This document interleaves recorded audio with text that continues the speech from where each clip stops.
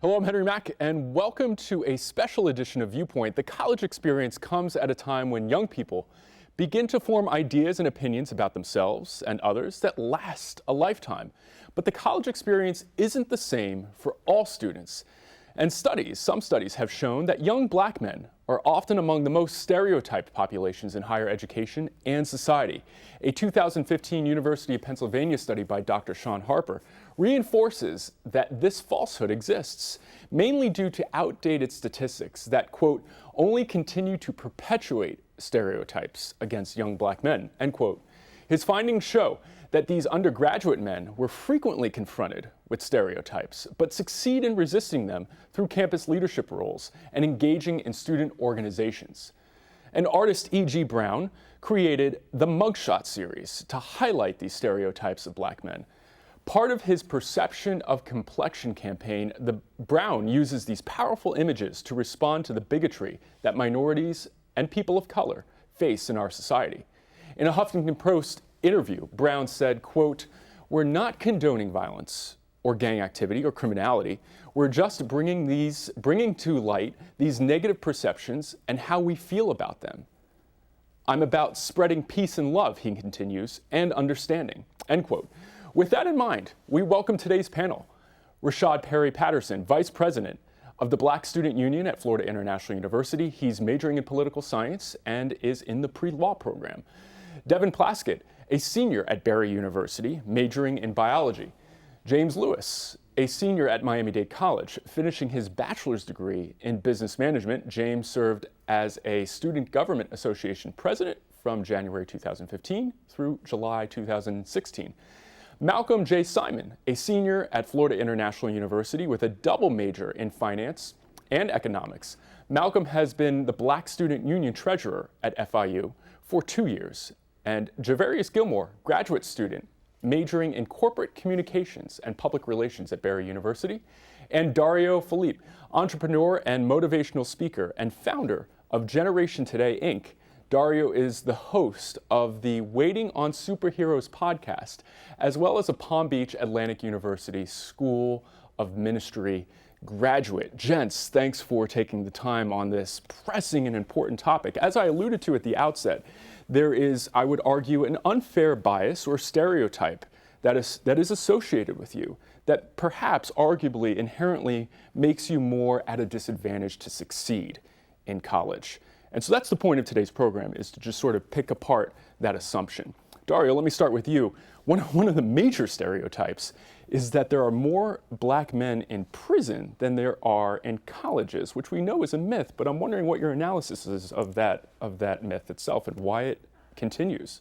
Okay, speaking about outdated statistics, there's a filmmaker who goes by the name of Janks Morton, and he did this research in 2012 with the Department of Education, and it said that there's 1.4 million black men that are enrolled in colleges. Now, these aren't just like little schools. These are like 2 to 4 year universities. And then he looked at the Department of Justice, and this is in 2012 still. 1.4 million black men are enrolled in school. In the Department of Justice, he looked into the statistics and he realized that there's only 794,000 black men in jail. So that means that we have a higher probability as black men to go to college than to go to jail. So the question is, who's writing the narrative? Right. And why are we believing it? I'm a firm believer that everybody in this room, everyone here right now, is a product of what someone said, what we heard, or what we believe ultimately. And I just think it's very dangerous. I taught at alternative school in Broward County under the leadership of Belinda Hope as the principal. And there's something that they always taught us about children, is to be careful what you say around them. If Tommy is throwing things, if he's spitting, if he's cutting, if he's hitting the other kids, don't call him bad. Use other words. Don't call him naughty. Don't call him stupid. Use other words to redirect that. And I thought to myself, if we have to be careful to speak a certain way we speak to children, shouldn't we be even more careful with what we listen to and what narratives we take? So, I question where these narratives come from. Sure. And I think we should be rewriting them ourselves. Jens, what do you think about the existing narrative that we began the show here with? What are your thoughts? What are your opinions? What are your experiences, really? Javarious. I think myths are powerful things because once you believe in a myth or once someone picks up a narrative, it's really hard to change it.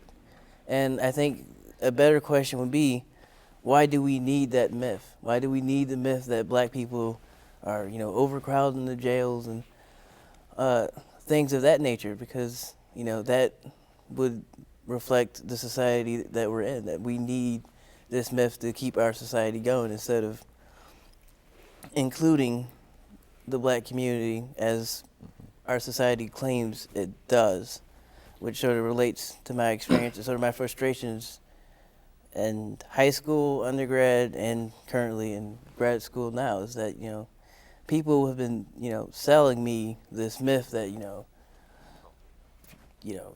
you're included. There's nothing holding you back. But, just 24 hours in a day, I'm reminded constantly that, yes, I'm being held back.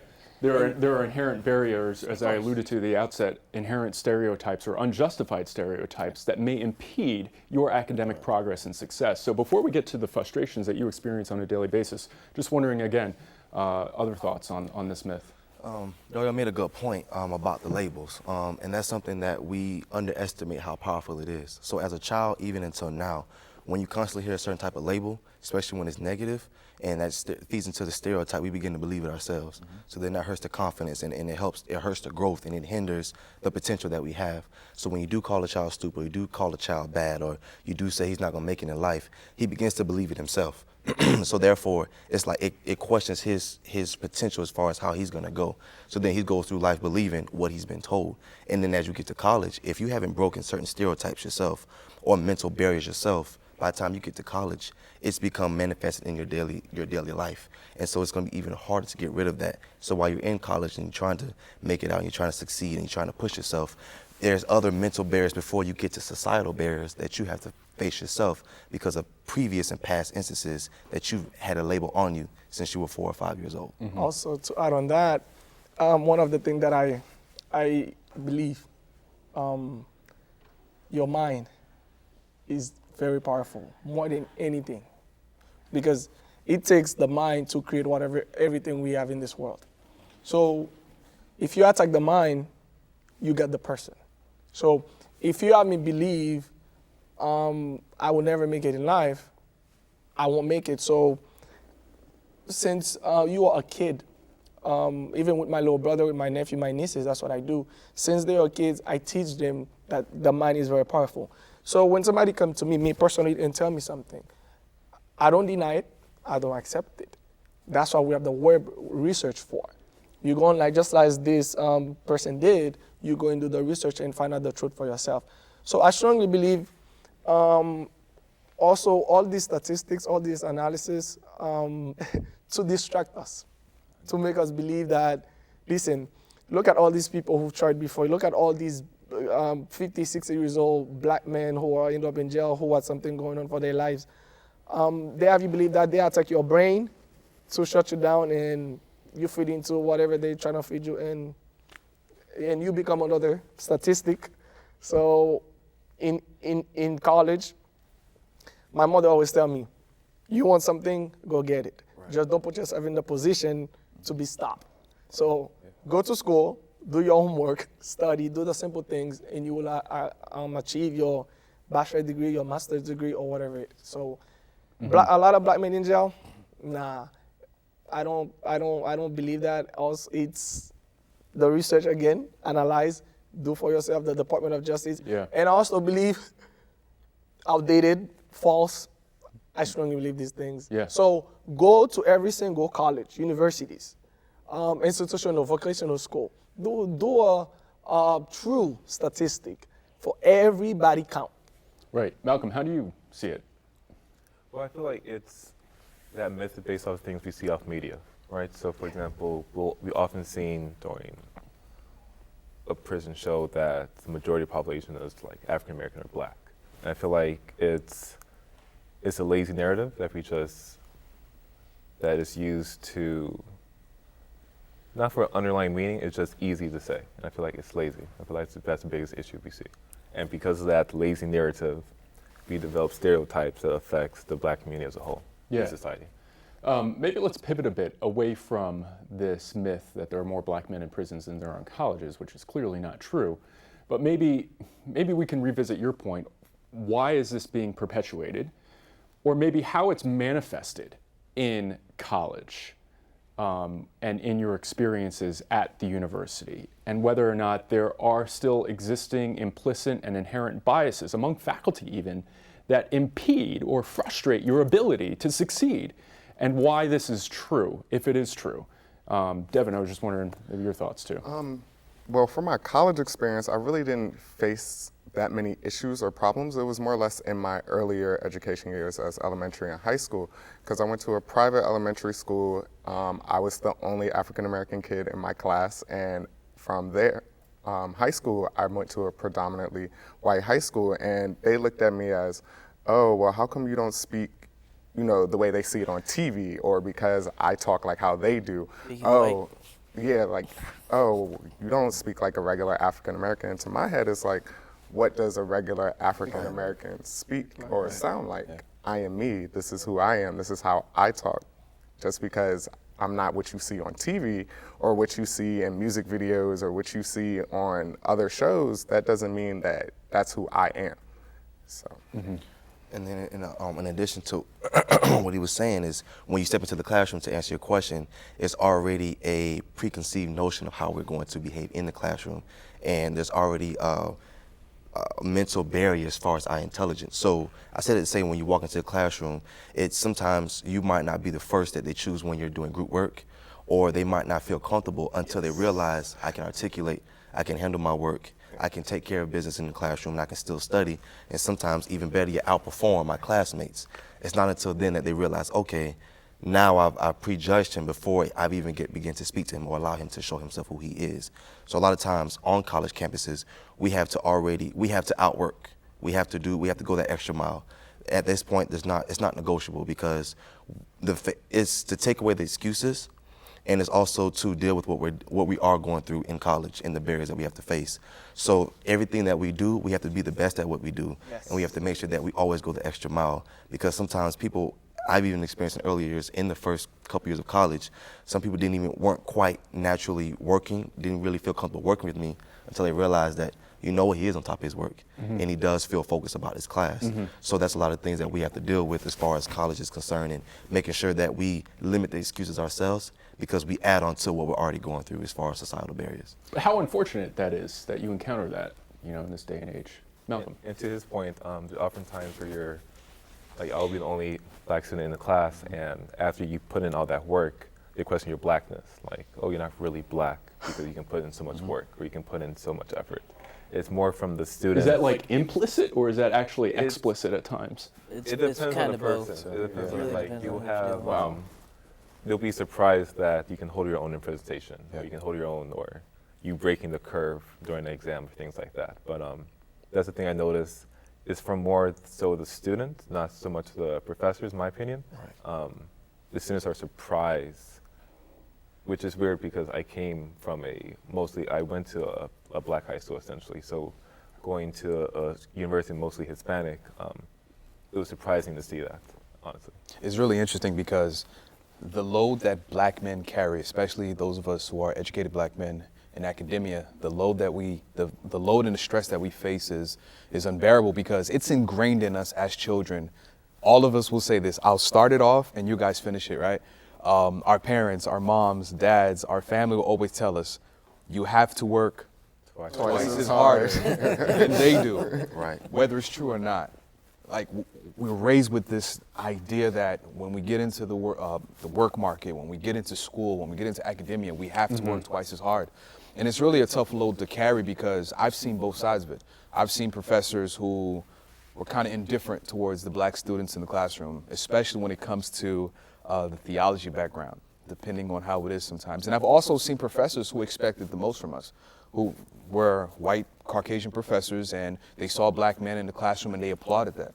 But it's a heavy load for us to carry. It's extremely heavy, and the thing is that we'll be walking through life, working twice as hard, fighting our way through things, going through certain stresses that nobody can understand, no one can see.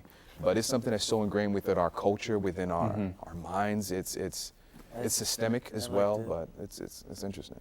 Well, I mean, I think I know why it manifests because, our community's essentially been in rebellion since we got here. So when a community complains about certain things, it's better to blame the community, Oh, well, you guys are lazy. Oh, well, look at the dropout rate. Oh, look at this, X, Y, and Z. But, you need both. Like, there's a reason that certain high schools have high dropout rates. Where is that high school located? Society doesn't suspend itself because you're 6 hours in the building. Like, when I went to high school and middle school, I had to walk from a, quote, safe neighborhood to the ghetto to go to school, to get educated. And I was wondering why my mom wanted me to take the bus because, I would see things that I wasn't around in my own neighborhood that, that I had to encounter walking to school, drug dealers, gang territory. It's a different society that people have to navigate. It's almost like a schizophrenic experience. Like, you have to be separate people at different times. And I had to navigate that as a 13-year-old all the way till when I was 18. And then, when you get to college, it's really weird because you sort of learn some of the myths for what they really are, just as myths that you've been lied to. And as James Baldwin once said, to be black and relatively conscious, to be in a state of rage almost all the time. Right. Because you see what the society is doing to you, and when you speak out, people want to talk about, all these misnomers, black and black crime, this and that, and you get frustrated because you have to ask yourself, do you really care and do you really want change? And, as far as my experience, most people, it's like, when people say we want peace on earth, but we're, marching to wars.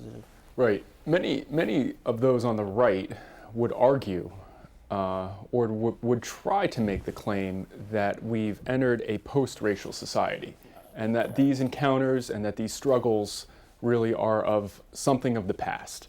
Now, this is an argument that's out there. I'm not saying it's legitimate, but we are confronted with this narrative too. And many are frustrated that we are in an era where we are hyper-racially conscious and that this is still the case even after electing the first African-American black president. And there are, again, those on the right that would want to argue that we should be beyond this by now. We should not be having this conversation. And I'm wondering what your thoughts are about that. Rashaad, yeah, it looks like you're about to jump out of your seat. It's like because being the vice president of the Black Student, my first question would be, where have you been in TV for just the past 2-3 weeks? If you're saying we're beyond that, then why are African American males, why are African American women still being killed unjustifiably? And then for the argument for black on black crime, for our organization, our council, we actually did our own research on that. And then we'll be discussing later on in the year as far as to our membership, is that a myth or is that something of the past? And it's something that is frustrating because the more you try to educate your members and the more you try to advocate on behalf of what's going on, the more society wants to deny and want to dilute what's going on. And it's a part of that patriarchal system that we're dealing with that, it's just black on black crime, you all do the same thing. Right.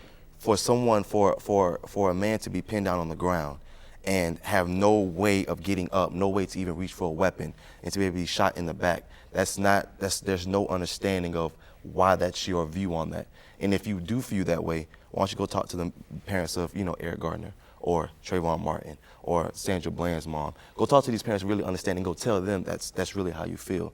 Because we're seeing it every day. We've been seeing just this summer alone how many African American males have been killed due to the situations that were going on, due to the system that we have. And, and I allude to the reference to President Barack Obama, they're saying that even with our president, we have an athlete who's kneeling, the controversial topic of the national anthem. Yes. But yet we have a president who stands and have his hands over his heart and he still gets criticized because of his race. They still question his blackness and they still question where he was from. So it's like, our question would be so where do we go from here? We're darned if we do, we're darned if we don't. So where is it? Our question to you is, okay, how would you answer that? What do? We stand and we kneel and we still get criticized. We educate, whether we educate and try to succeed, we still have to outwork everyone and we still get criticized. So what is it that you want us to do? We also have to understand that we're not too far removed from slavery. we'll ask ourselves, when did slavery end? We'll say, yes, several hundred years, but when we consider Jim Crow, we're only like, what, 60 to 80 years out of this? I mean, the harsh reality of this is the fact that just a few days ago, we had a woman at the African American Museum that opened. Her mother, right? Was it her mother? Her grandmother was a slave. That's how close it is. Like, some of us can touch someone right now who knew someone who was in slavery. We're not that far removed. So we have to understand that this is still fresh. We have not dealt with the issue of slavery. We have not dealt with the issues of the civil rights movement. We haven't dealt with the issues of police brutality within this country. And I think that President Obama is a very interesting figure, because on one side it says that, yes, we have progressed to a certain degree in America, but at the same time, it's just an illusion. Just because this man has a seat doesn't mean that things are good whatsoever. In fact, we can watch President Obama and watch his nuances and watch his temperament and his character, and we can see how he's still uncomfortable with certain things. There are certain topics and issues that he really can't address. He hasn't addressed, and we can understand that because the system itself has still not dealt with that. So my biggest problem is the fact that, yeah, we hear these things as to, yeah, let's just kind of brush this under the table. Yeah, slavery's over, racism is over, we're living in a different time. I mean, look at you guys, you're in school, right? I mean, look at you guys, you have great jobs, right? You have lawyers and doctors, so it's over. But the illusion of that is the fact that it's still fresh. But yet, you would never walk up to someone who experienced what they experienced with the Nazi regime and tell them to forget it. You would never walk into a synagogue and say, hey, that Adolf Hitler, that happened. That was ages ago, get over it. You wouldn't dare say that. Or give a pro-Castro argument. Great healthcare, great music, great food. Like, no, that you realize how insensitive that is the moment it leaves your mouth. And it just goes back to what I said, that's just a myth that people need for some reason, and they don't want to investigate why they need it. Our country has never dealt with its history. People who believe in this post-racial society, which I would love to live in. I would love to. I would, if I can find it, search for another country. But it's like, after we got the Civil Rights Act, the Voting Rights Act, which we already have, which is the 15th Amendment, things still weren't cool. Like, we didn't just mesh as a society. Like, you have centuries of ingrained, you basically kept a community excluded from your country for centuries. Yeah. And then decades after that. So this post-racial myth that we believe in is really damaging because you're not confronting anything. Yeah.